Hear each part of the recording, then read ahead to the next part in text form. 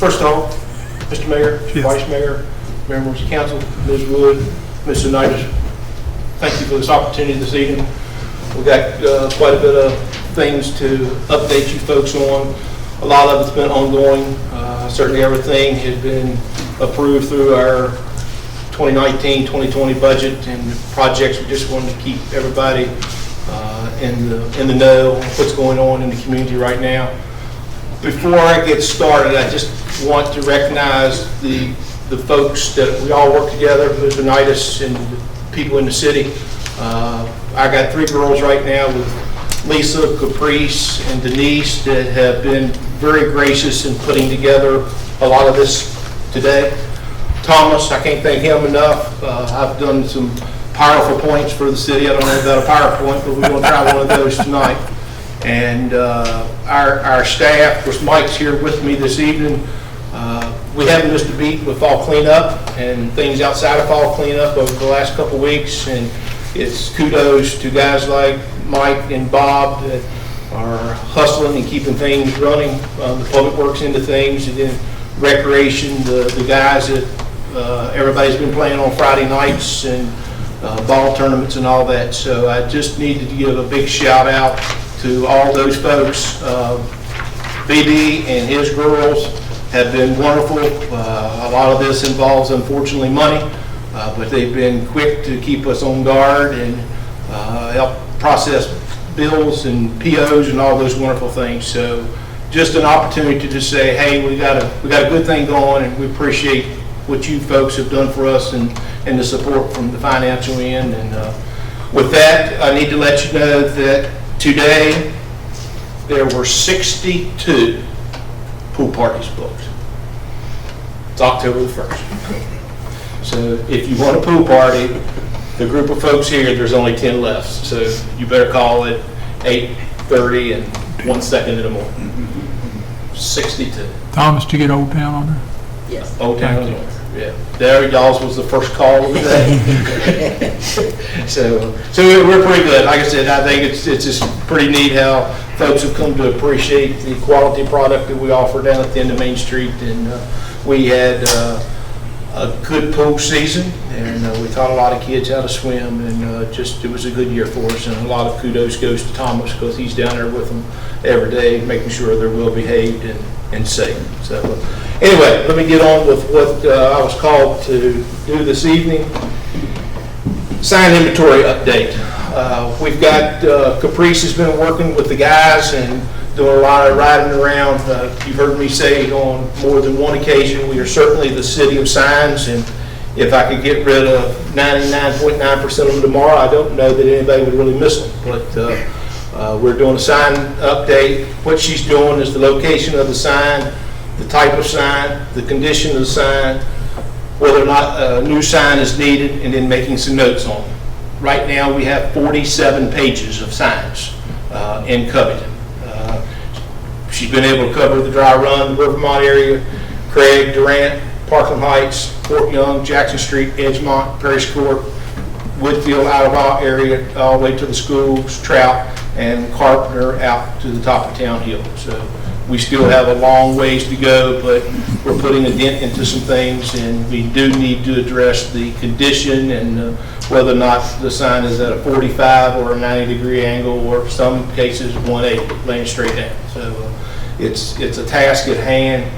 We're in the very embryo stages of it, of course, but we'll work towards cleaning them up, getting rid of some, and purchasing some new ones. A lot to be said for Rex Allman with us because he's been busy with the street signs over the last year. We've put some monies in the budget to get up to date with our 911 street signs, and we've replaced a lot of those throughout the community with a whole lot more to go. So, any questions on what we're doing with the sign inventory at this point? I would also just really quickly like to preface that part of this too is part of a bigger discussion when we talk about traffic control measures as well, and thinking about discussions we can have with VDOT on some other creative and innovative opportunities, whether it's some traffic calming measures and other things rather than always relying on signage. So it's good information to also have for that purpose as well. And two, also, when they're checking the condition of the sign, making sure, can you actually see it at night? So that's one of those things that we have some signs that because of age you can't really easily see with the reflectivity. So. Stormwater project update. As you folks know, and thank you, through the budget process, we were approved for $100,000 to put towards stormwater projects in the city.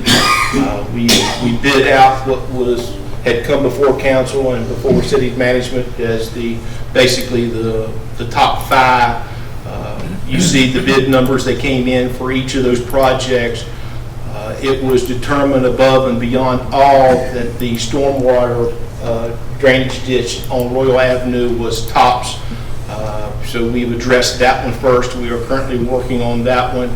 You'll see the pictures there on the screen of the work that's been done down there. A lot of folks don't even recognize that area now to what it was just a matter of a couple weeks ago. Our property landowners have been absolutely tickled to death with what we've done down there because most of their property was probably down at the Chesapeake Bay by this time. And we've gone in and fixed a lot of that up, cleaned it up. We've got sport turf grass growing down there, so we're well on our way to addressing a serious issue that affects property owners and getting that cleaned up. Once we finish that project, there certainly won't be a lot after that $100,000, so we'll look and see what we can do with a couple of the remaining 4 projects in this current fiscal year before we address things going into 2020, 2021. Any questions or comments on stormwater project? I do have a boxcar if anybody is interested. I saw that ditch full of water the other day. Handled it pretty good, didn't it? Looked like, I saw it on the video. Yeah, like it was taking her on down. No, we did. We still, what's left to do down there with the ditch itself is putting a 45 on the pipe leading where the old railroad used to be, and then a concrete head wall around it. And that's basically what's left to that project. Landfill generator project.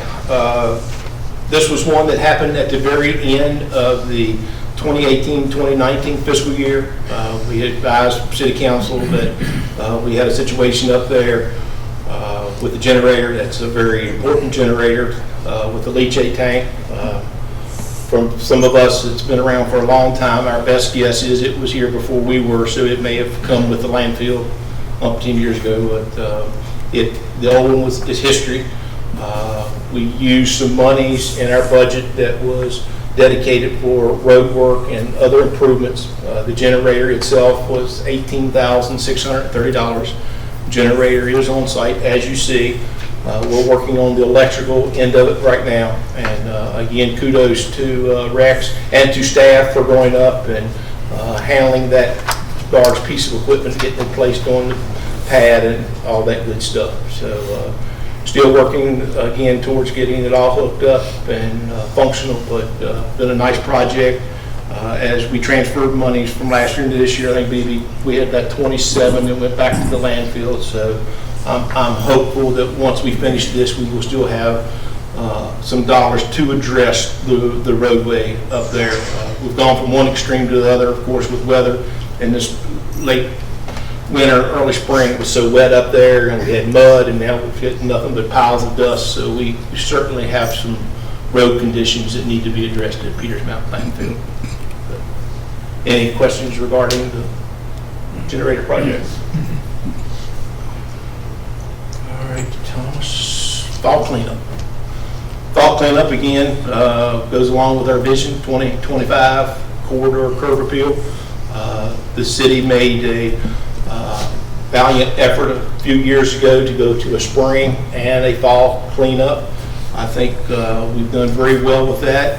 But one group I need to point out is our refuge department.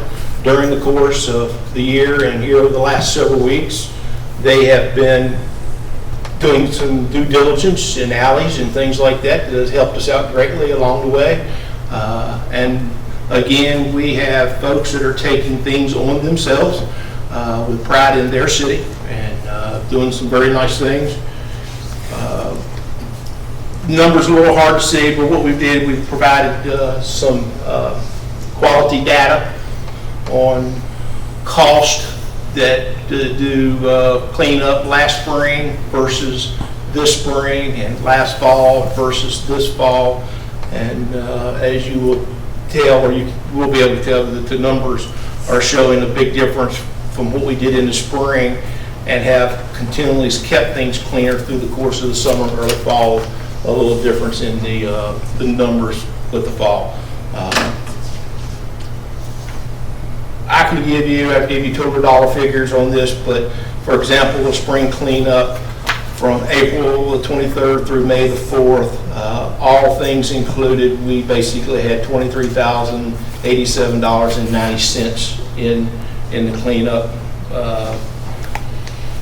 This spring, we had $27,627.18 in cleanup this spring. Last fall, we were at $22,762.03.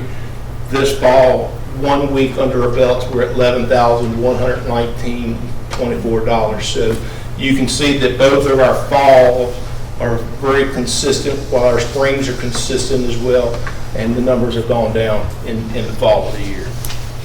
But I can't say enough about the job the entire staff has done, the public works staff, and the fall cleanup, and you always expect things to happen, and this fall, other than a backhoe hose, it's been pretty peaceful, hasn't it? Yeah. So, and residents have been very complimentary, and it's been a peaceful fall cleanup so far. Any questions regarding fall cleanup? Paving. Could begin tomorrow morning, 7 o'clock. I'm at the liberty of the contractor, and I've certainly got the contractor busy on some other projects, and he's trying to catch up some things. So I certainly expect our paving to happen within the next couple weeks. We went out to bid as we were preparing the budget for 2019-2020. We went out to bid. We took our top next 5 and added 2 more to it. So we bid out 7 streets in the city, and to make our $275,000 budget, those were the actual top 6 that we'll be able to do this year. Up on Overlook, there's a piece of property up our resident at 658 that's got gravel road in front of his residence that we'll address. Hugh Street from 444 Hugh to 518 Overlook, that will be addressed. The Chestnut Street underpass from Lexington to Highland will be addressed. At the same time, I hope to coordinate with MPW and do some cleaning of the drain down there to hopefully help that situation out as best as we can. Arden Street from one end of Arden to the other, East McDonald to Allegheny, and Cedar Street. Actually, we were able to capture another one that was in the next group of streets to be paved, because it made too much sense to connect all of those together at one time, saving on mobilization and so forth. So we're able to go to Cedar Street. We'll start at Allegheny Avenue, go up to Cypress, and Beverly from Cedar to the end of it. So we'll actually get an entire loop up there of streets, and they were all within the next top 7, 8 on our paving list. So, Thomas, if you go to the next one. These were the other 2 that were put out for bid that are not going to make the cut this year, from the Hawthorne Street Bridge to Monroe, and Monroe to Allegheny, and Hillcrest Drive from Allegheny Avenue up to the county line. Any questions on that? And that will include milling and paving, and perhaps certainly on Arden, probably some ditch work as well.